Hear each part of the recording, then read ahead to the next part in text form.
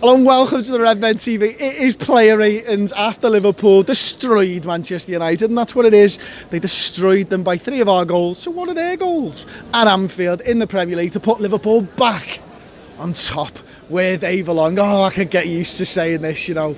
Another team came to Anfield and another team got brushed aside. They had to bring Robbo and Shaqiri on. I couldn't recognise him, to be honest. I actually preferred knowing where he was with his hair. I couldn't tell where he was after him, and then I was like, oh, that guy elbowed someone. That's Fellaini, isn't it? Because that's all he's there to do. That's all he was brought on to do. But listen, Alisson, I don't think it was his best game. He's so calm on the ball, though. That one near the end of the game where he plays the ball to Andy Robertson. Andy Robertson just flicks the ball around the corner. You're thinking to yourself, how are you so calm? Like, I've just literally shit myself in the cop there, and I know what you're gonna, but you know what you're gonna do, and that you should be well worse than me, and I've got to change my underwear because of that. But he's so calm. But I tell you what, why he didn't cover himself in glory, because I think he should do better with the cross that comes in from Lukaku, to be honest with you. Other than that, I don't think he really had that much to do. So I'll give him a 6.5 out of 10. Thought his distribution was good. It always is good. But I do think that, you know, that he let us down a little bit tonight. And listen, I mean, I say he let us down a little bit tonight. Am I arsed? No. Is he still the best keeper in the league? Yes. Sound. Let's move on then to the right back. Nathaniel Klein, sound, really, isn't he? He's just a lovely fella, and he's really good at the football. He's always been really good at the football. It's like we literally forgot that he was good at the football.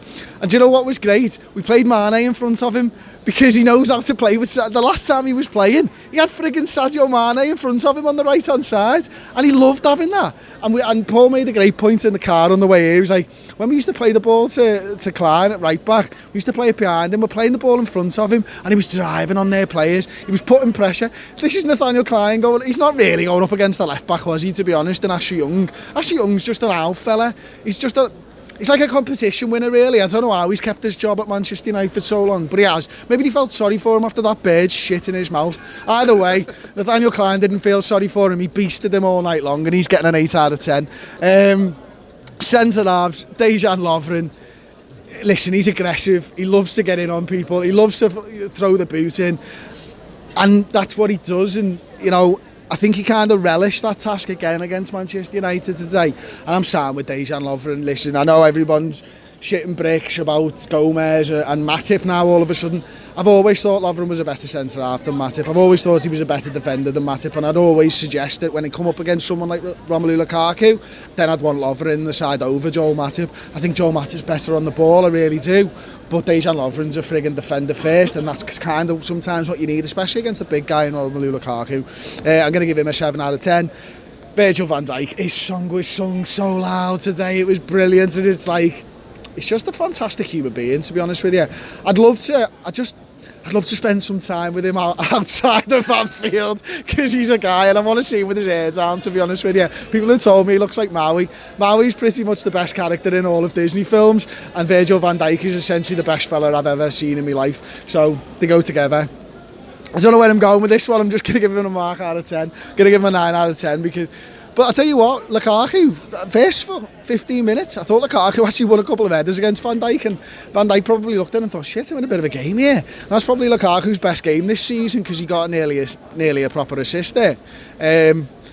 But it's not saying a lot, is it, to be honest with you? I mean, they don't exactly play to his strengths, Manchester United, and they did kind of play to our strengths. Do you want to hoof the ball up at Virgil van Dijk? We'll eat that shit up all day, thank you very much.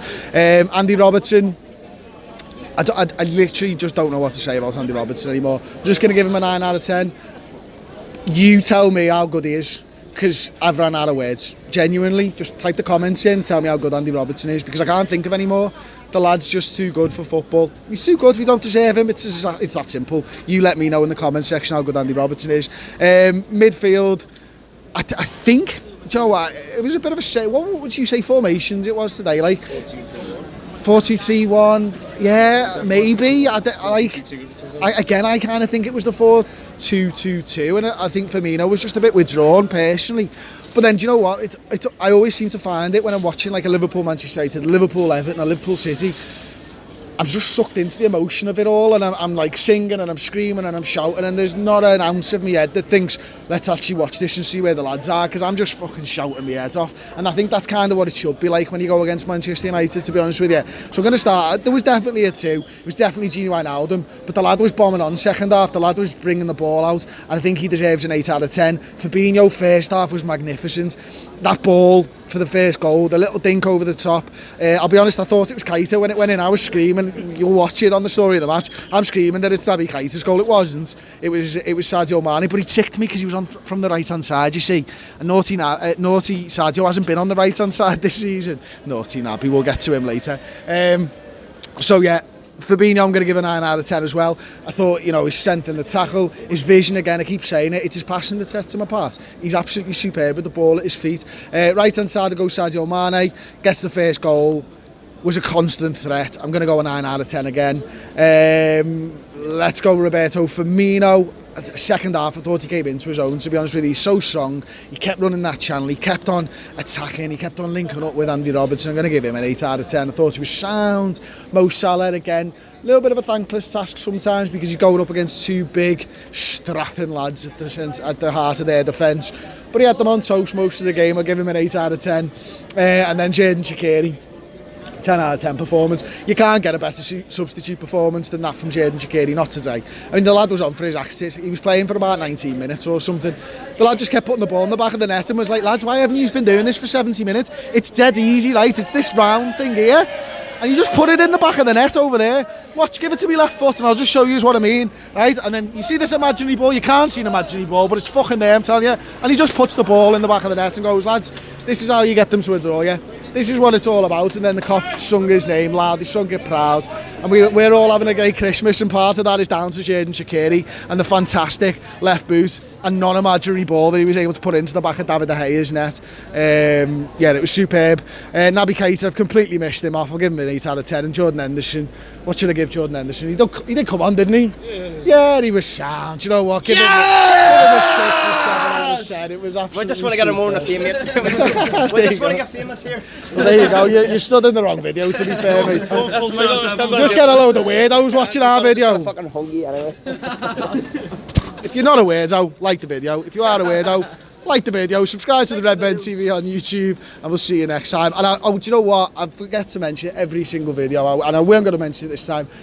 That was the end of Freeview Week. If you want the final word, you want stats and tactics, you want the newsroom, you want Reds News Roundup, you want all the other shit that we do each and every week, it works out about 25p a show. It's ridiculous. I hope you've enjoyed Freeview Week, but now it's going back behind the paywall, so get your tight asses over there and put £5 on the table for the lads at Christmas. Nice one.